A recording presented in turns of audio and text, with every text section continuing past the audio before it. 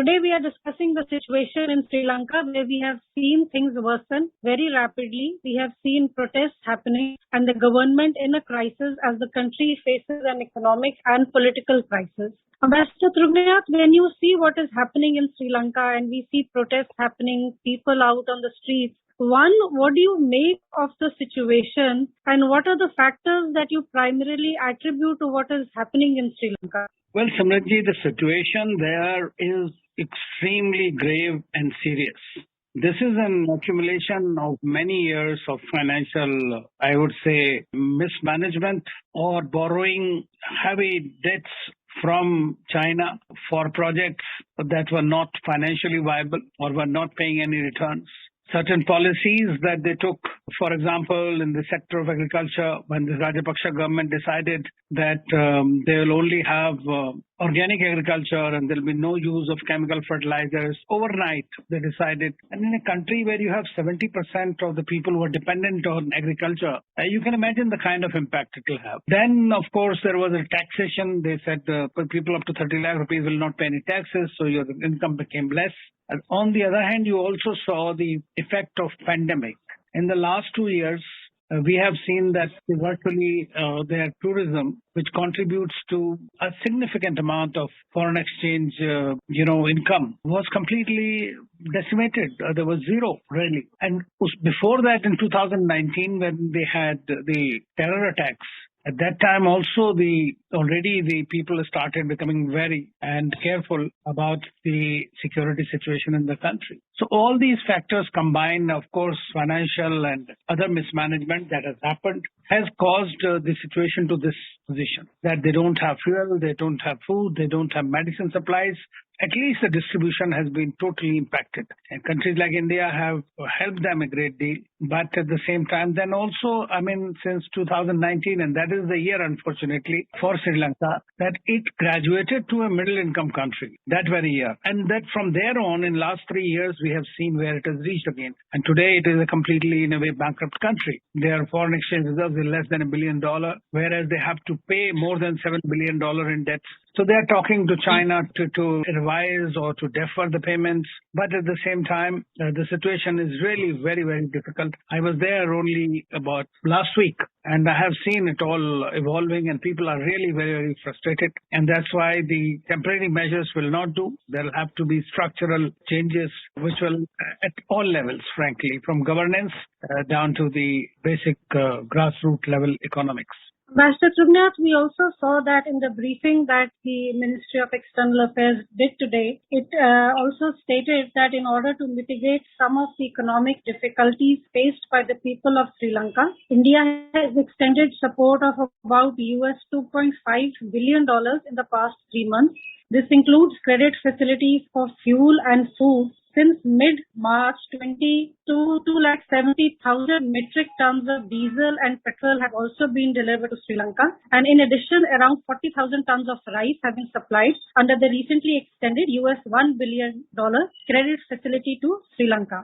How do you see this working out? Because we also find that India has always had this relationship with Sri Lanka, which is old, which is time-tested. And today, in a time of crisis, India is extending all it can to help Sri Lanka. Do you think this will also go a long way in cementing this bilateral relationship? Well, you are absolutely right. We have these historic and significant ties with Sri Lanka. And they don't go back only to 500 years. If you go back to Ramayana days or something like that, then you have still far more closer relationship. People connect with one another, of course. There is another factor, chameleon factor there. But at the moment, what I'm seeing is that India, like it has done always, India is the first responder in any emergency for any country in our neighborhood. We have been always trying to assist, be it Maldives, be it Bangladesh, be any country, Nepal. We have done it always, and so we did in the case of Sri Lanka.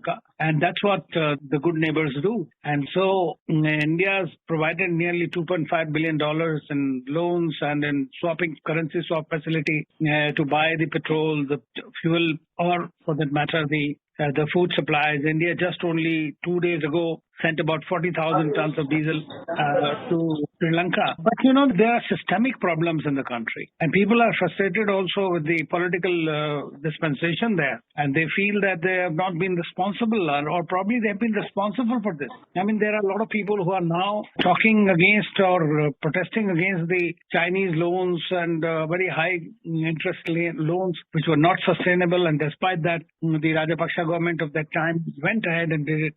So the political dispensation cannot absolve responsibility totally, and that's why people are asking them to go. Now, we have seen that in a situation like this, while the popular sentiment could be there, so they tried to have some kind of a national government that did not work out. That people did not come up on board. The new finance minister who was appointed, he was a former justice minister. He within less than 24 hours he resigned. So what we are looking at is that there has to be some kind of a consensus administration in the interim, and the help from international community to tide over these immediate problems. Then what will happen? India is doing what it can. It is doing much more than it would normally have done, and I think it is going to do much more as the requests from Sri Lanka keeps coming in. Ambassador Tribhunath, we also see that the public anger is at a very high pitch in Sri Lanka. We have seen visuals of crowds attempting to storm the homes of several government figures, and there have been large demonstrations everywhere, with students also marching towards the Prime Minister's house this evening. Do you feel that this also spells some kind of a security risk,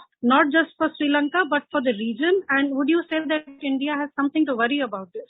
There are, as you know, as I mentioned earlier, there are terrorist elements, there are also extremist elements, and in such kind of a situation, these fringe elements tend to take advantage of the situation. Then we are also hearing news that many people have already started, leaving Sri Lanka and coming to India, especially from northern part. So that obviously is among those who are these people, whether they have any extremist links or terrorist links. So that to that extent, it directly impacts, and indirectly also India knows that all its neighbors, including Pakistan, we have always believed that politically stable and economically stable countries are far more in the interest of India, than a destabilized country, any of those.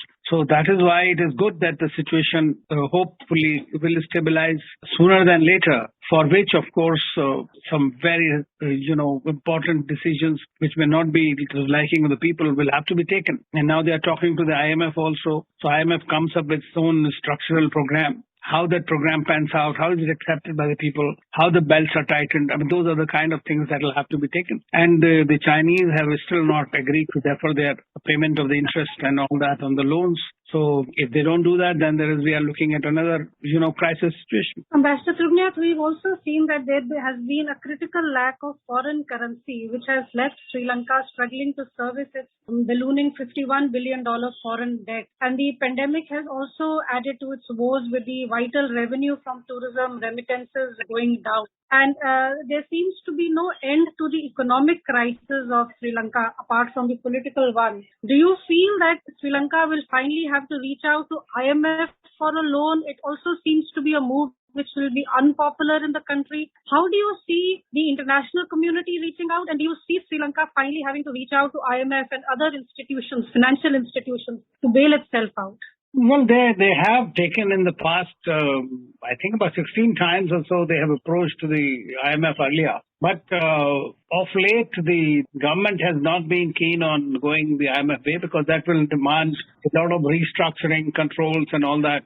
within the system, more transparency, accountability and whatnot. And that was one reason then I guess the Rajapaksa government preferred to go to India and China and to bail out. But I think that now these countries also have their own limitations. I think they have to go. They are talking to, the committee has been set up and they have been talking to IMF people, but IMF is also watching at the moment. So we have to see how it plays out. There would be no doubt, as I said, very difficult decisions to be made, both on the recommendations of the IMF as well as such, the government will have to take those decisions, whichever government comes into power. Because today the people are really frustrated with the Rajapaksa government. They are directly holding them responsible. That is the reason that their houses are being targeted and demonstrations and protests are being made. So when people don't have the basic necessities, it is no point faulting them. Or even if you want to try to create an emergency kind of a situation to prevent riots and other things, it actually multiplies many times. That's the reason they had to lift the emergency currency. They imposed it.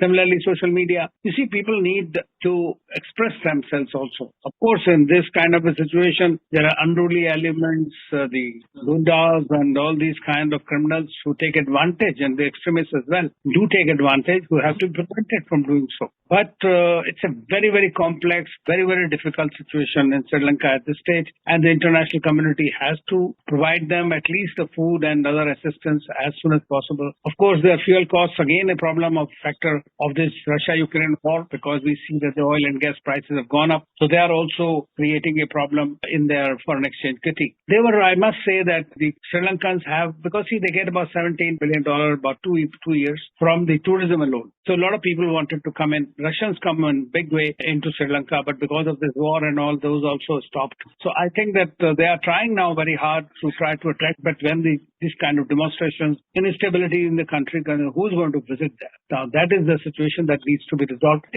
I would say, it's like the Matrushka doll, no Russian. There is a complexity inside the other, inside one side. That's the kind of a situation that is currently prevailing, I guess, in Colombo. Thank you. Thank you.